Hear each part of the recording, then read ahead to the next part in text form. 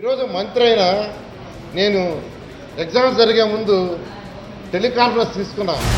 నారాయణ రాష్ట్రానికి మంత్రి, నారాయణ విద్యా సంస్థలక ఎగ్జామ్స్ స్టార్ట్ అవుతున్నాయంటే ముందు రోజు నేను టెలికాన్ఫరెన్స్ స్టేట్ మొత్తం తీసుకుంటాను.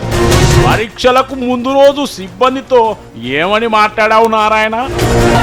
మంత్రి అయినా పబ్లిక్ యొక్క ఇంట్రెస్ట్ ఇస్తే పబ్లిక్ ఇంట్రెస్ట్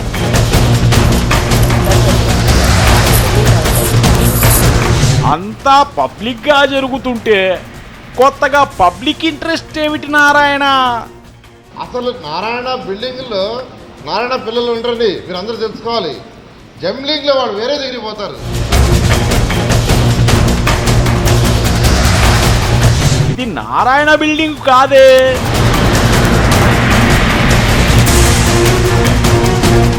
ప్రభుత్వ పాఠశాలలో జరుగుతున్న నారాయణ లీలలు. అది కూడా పేపరు ఎగ్జామ్ ముందు లీక్ కాలా.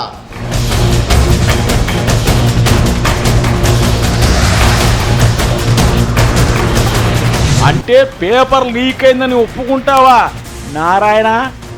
25% ఆఫ్ ఐఐటి సీట్లు వచ్చేట్టుగా చేస్తుందంటే ఉన్న 10,000లో 2,500 వచ్చేట్టుగా చేస్తుందంటే అది హార్డ్ వర్క్తో టీచర్ల దగ్గర వర్క్ చేయించి విద్యార్థుల దగ్గర వర్క్ చేయించి.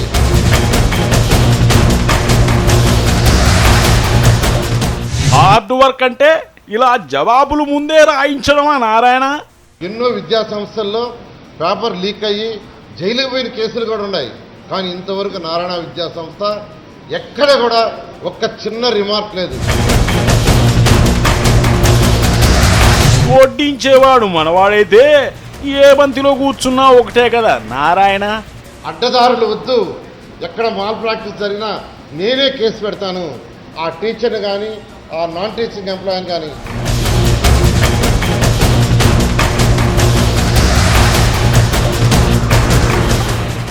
ఇప్పుడు ఎవరి మీద కేసులు పెడతారు నారాయణ?